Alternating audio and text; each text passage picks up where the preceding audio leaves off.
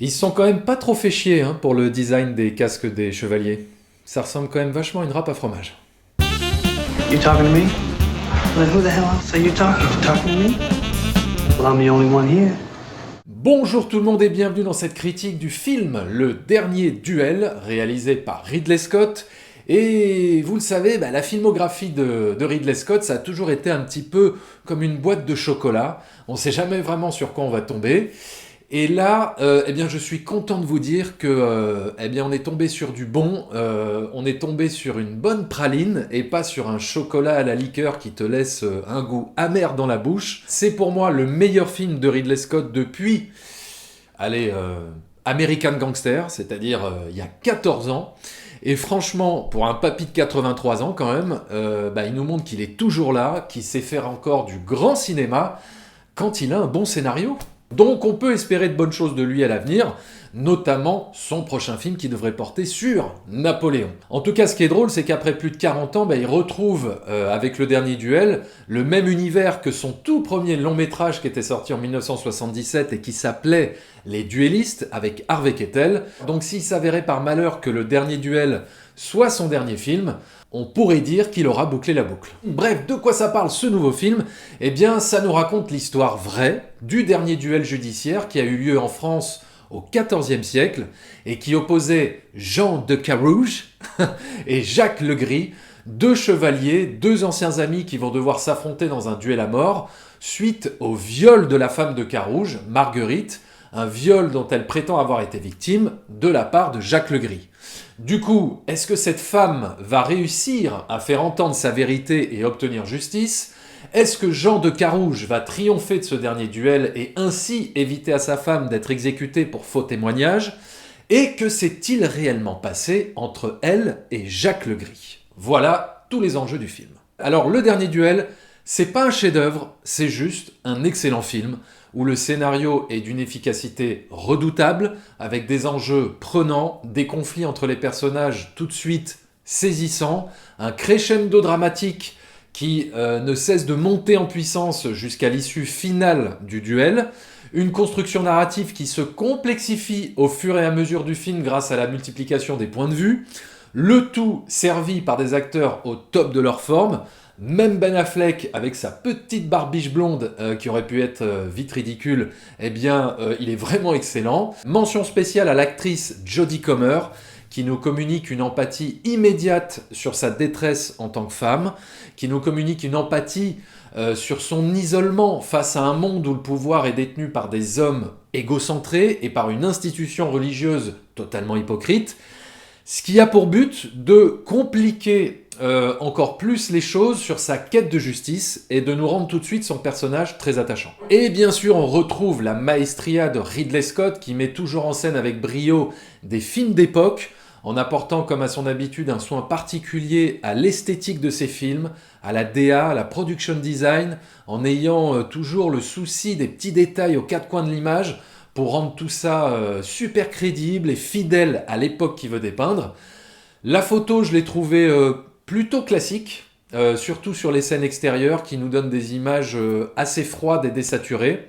En revanche, les intérieurs, au coin du feu ou éclairés à la bougie façon Barry Lyndon, sont assez magnifiques. Et bien sûr, Ridley Scott n'oublie pas d'apporter une certaine ampleur dans tous ses décors pour vraiment nous faire voyager dans le temps et nous immerger dans son univers. Ce qui n'était pas vraiment le cas, je trouve, dans Benedetta de Paul Verhoeven et son Moyen-Âge un peu cheapos. Bon, après, il n'y avait peut-être pas le même budget. Sinon, malgré le côté film d'époque sur des chevaliers du Moyen-Âge, on n'est finalement pas dans quelque chose d'épique, véritablement, mais plus dans un film intimiste qui est centré sur les relations entre les personnages. Le film dure 2h30 quand même, mais on ne s'ennuie pas parce que le film est captivant et chargé en intensité de par le jeu des comédiens, de par le sujet qu'il traite, de par la quête de vérité que le film nous propose de suivre. Donc, on est intrigué de bout en bout et on a vraiment envie de savoir comment les choses se sont réellement passées. Et pour développer justement cette thématique de la vérité, L'histoire est racontée à travers 3 points de vue qui reviennent sur les mêmes événements pour remettre en perspective la perception de chacun. Bon, c'est pas non plus révolutionnaire puisqu'on a déjà vu ce procédé narratif, notamment dans le film de Kurosawa sorti en 1950, Rashomon, même si ce dernier différait un peu puisqu'il venait ajouter un 4e point de vue qui faisait office de témoin extérieur plus ou moins objectif. Mais en tout cas, dans le film de Ridley Scott, on retrouve cette dimension ludique pour le spectateur à découvrir comment les faits évoluent et diffèrent subtilement en fonction des personnages. C'est un film sur la subjectivité et la recherche de la vérité. Donc c'est pas un film d'action, c'est clair, mais il y a quand même quelques scènes de bataille et bien sûr le fameux dernier duel qui sont superbement bien réalisés. C'est intense, c'est viscéral, avec l'utilisation de ralentis juste comme il faut. Et il y a aussi un vrai travail sur le son qui a été apporté. Alors, je ne sais pas si c'était ma salle de cinéma qui était très bien calibrée ou je ne sais quoi, mais on aurait dit que le son avait été amplifié sur certains détails pour nous immerger encore plus dans le film, comme le bruit des giclées de sang lors des batailles, le poids des chutes à cheval, ou ne serait-ce que le crépitement du feu dans les scènes de discussion dans les salons. Ça participe complètement à nous donner une sensation de réalisme et à nous plonger au cœur de cette époque. Donc rien que pour ça, déjà, c'était un pur bonheur auditif et visuel. Alors au vu du sujet, beaucoup de personnes qualifient ce film de féministe, de film qui s'inscrit totalement dans l'ère post-MeToo, et évidemment c'est le cas au vu de ce que ça raconte, au vu de ce à quoi ça fait écho aujourd'hui. Mais je trouverais ça un peu réducteur de cataloguer Le Dernier Duel juste comme un film féministe. Je sais que c'est très tendance en ce moment, ce genre d'étiquette, mais moi j'ai d'abord envie de dire que c'est un film universel, avant d'être un plaidoyer féministe. Certes, très fort, mais c'est avant tout une histoire dramatique universelle, celle d'une femme violée qui cherche à trouver justice au milieu d'un univers d'hommes hypocrites. Oui, ça dénonce la culture du viol, mais comme l'avait déjà fait Ridley Scott, par exemple, au début des années 90 avec Thelma et Louise. Et à l'instar de Thelma et Louise, ce que j'apprécie dans Le Dernier Duel, c'est que c'est un film qui ne te fait pas la morale, ne te prend pas pour un con, ou ne tombe pas dans la caricature grossière qui exagère tout pour te faire passer un message et finir par devenir finalement un tract politique.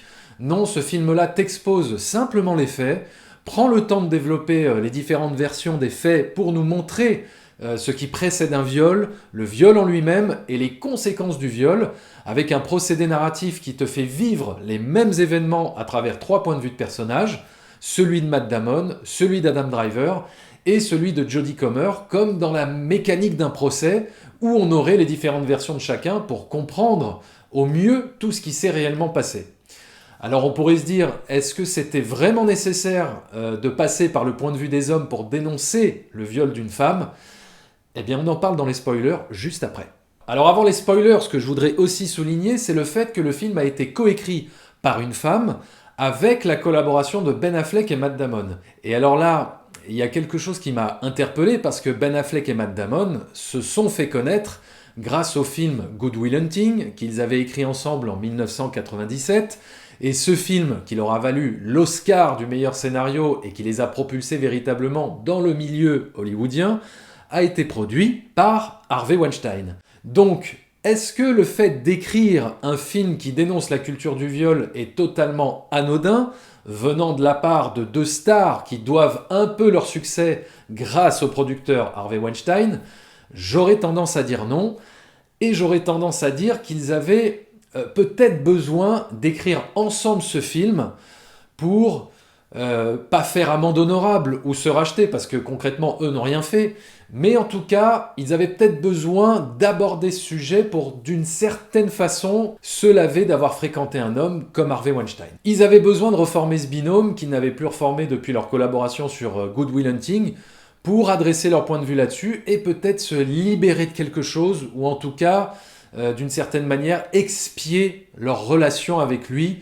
Après, ça c'est juste mon interprétation. Et moi, ce que j'aime beaucoup dans cette démarche, eh bien, c'est qu'au lieu d'aller dans les médias pour en parler et de déballer leur vie, à moins que je me trompe et qu'ils l'aient fait dans une émission de télé, mais bon, je suis pas au courant, Eh bien, ce que j'aime dans cette démarche, c'est qu'il se soit servi de l'art pour en parler, qu'il se soit servi du cinéma et du pouvoir de la fiction, même si ça reste une histoire vraie là en l'occurrence, mais ça reste une fiction qui leur permet de faire résonner les pratiques moyenâgeuses avec les pratiques du monde d'aujourd'hui. Et c'est ce qui rend, à mon sens, leur discours bien plus fort. Bon, voilà, maintenant on en arrive à la partie spoiler. Alors, juste pour vous prévenir, je ne vais pas spoiler la fin du film, même dans la partie spoiler, voilà, je me préserve de ça.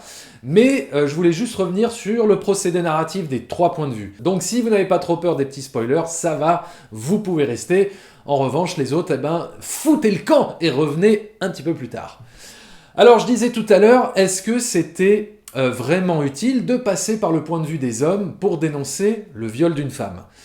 Et j'ai envie de dire oui, le procédé est vraiment pertinent parce que ça souligne encore plus l'incompréhension que cette femme doit subir face à des hommes qui n'ont pas du tout la même perception qu'elle et qui du coup mettent sa parole en doute.